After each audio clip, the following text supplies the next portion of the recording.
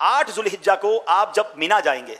آئے ہائے کیا منظر ہے، یقین کریں دنیا کے بڑے بڑے آپ نے پلازے دیکھے ہوں گے، دنیا کے بڑے بڑے ایسے شہر دیکھے ہوں گے جس کی مثال دی جاتی ہے، مگر یہ ایک ایسی بستی ہے جو سال میں ایک ہی بار آباد ہوتی ہے، لاکھوں لوگ خیموں میں جمع ہوتے ہیں۔ بلیو کریں ملٹائی نیشنل 5 اسٹار ہوٹل کا بستر ایک طرف اور مینا کے خیمے کی رات ایک طرف، اور وہاں واش روم اور وضو خانے میں لائن میں بھی لگ رہے ہیں، مگر اس کا بھی ایک مزہ ہے، لبیک کی صدائیں ہیں۔ تو یہ کیفیت کو انجوائے کرنا ہے، اس میں فرسٹریٹ نہیں ہونا ہے، اس میں گھبرانا نہیں ہے، یا معاذ اللہ وہاں بھی لوگ کہہ رہے ہوتے ہیں یار مزہ نہیں آ رہا، کھانا نہیں مل رہا، اور جناب وضو کے لیے اتنی لمبی لائن ہے۔ نہیں جناب، یہ تو نصیب والوں کو حصہ ہے۔ خدا کی قسم آپ جب مینا میں ہوگے نا،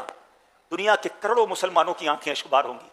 وہ آپ کو دیکھ رہے ہوں گے ٹی وی پر کہ دیکھیں یہ کتنے خوش نصیب ہیں، آج احرام پہنے مینا میں ہیں، مینا میں رات گزار رہے ہیں، صبح عرفات جانا ہے، اور یہ اپنے گھروں کے بستر پر آرام دہ کمروں میں بھی وہ تڑپ رہے ہوں گے کہ کاش ہم بھی ان کے ساتھ مینا میں ہوتے۔ تو اے مینا میں رہنے والوں، تم شکوہ نہ کرنا، تم لڑائی نہ کرنا۔ ہاں یہ پرابلم ہے، جیسے ہی مینا میں جاتے تو خیموں میں لڑائیاں شروع ہو جاتی ہیں کہ حضرت ہمارا یہ بستر تھا تو یہ میری جگہ تھی، کسی سے نہیں لڑنا ہے۔ میں لڑنے گیا ہی نہیں ہوں، میں تو معافی مانگنے گیا ہوں،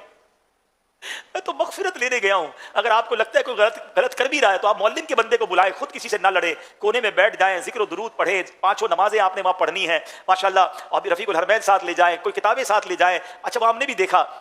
جب حاجی مینا میں پہنچتے ہیں نا، کچھ رات کو پہنچ جاتے ہیں، کچھ صبح پہنچتے ہیں، تو صبح صبح تو لبیک کی صدائیں آ رہی ہوتی ہیں، کوئی قرآن پڑھ رہا ہوتا ہے، کوئی تسبیح پڑھ رہا ہوتا ہے، مگر چونکہ ہماری انفراد عبادت کی تو عادت ہی نہیں ہے، 1 آدھ گھنٹے کے بعد اب ذرا مستی مذاق شروع ہو جائے گی، پھر سیاست پر باتیں ہوں گی، الگ الگ خیموں سے الگ الگ آوازیں آ رہی ہوں گی، کوئی کسی کو نام رکھ رہا ہوگا، یہ عجیب ماحول ہنسی مذاق کا اور جس کو کہتے ہیں فضولیات کا ماحول بن جائے گا۔ ایسے ماحول میں آپ مت رہیے گا۔ آپ کو لگتا ہے مطالعے سے تھک گیا ہوں، تسبیح اٹھا لیجیے گا، تسبیح کے بعد تھک گیا ہوں تو نوافل شروع کر دیجیے گا، موبائل فون پر کچھ تلاوت، کچھ نعتیں، کوئی ایسی چیز جس میں بس میں عبادت پہ مصروف رہوں۔ اور سبحان اللہ اب جو رات آئے گی پیارے اسلامی بھائیوں، یہ شب عرفہ ہے۔ یہ رات پتہ ہے کون سی ہے؟ شب عرفہ۔ صبح کہاں جانا ہے؟ عرفات جانا ہے۔ تو شب عرفہ بڑی مقبول رات ہے، ہو سکے تو اول وقت میں عشاء پڑھ کے کچھ عبادت کر کے سو جائیں، پھر اگر موبائل میں الارم رکھیں تہجد کے لیے اٹھیں، اور تہجد پڑھ کے پھر کسی کونے میں جا نماز بچھا کر خوب دعائیں کریں۔ بعض اوقات معلم کی طرف سے اعلان ہوتا ہے کہ بسیں عرفات کو جا رہی ہیں، وہاں میں مشورہ دوں گا کہ جو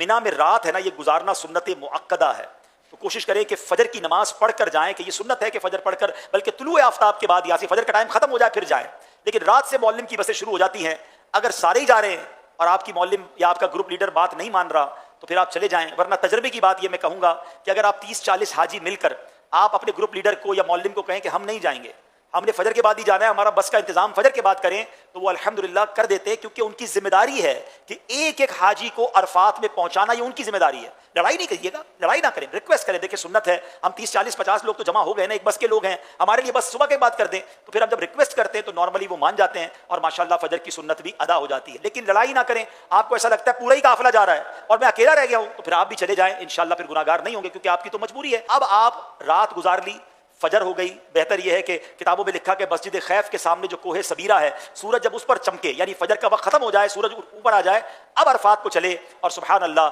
یہ چلنا بھی کمال کا چلنا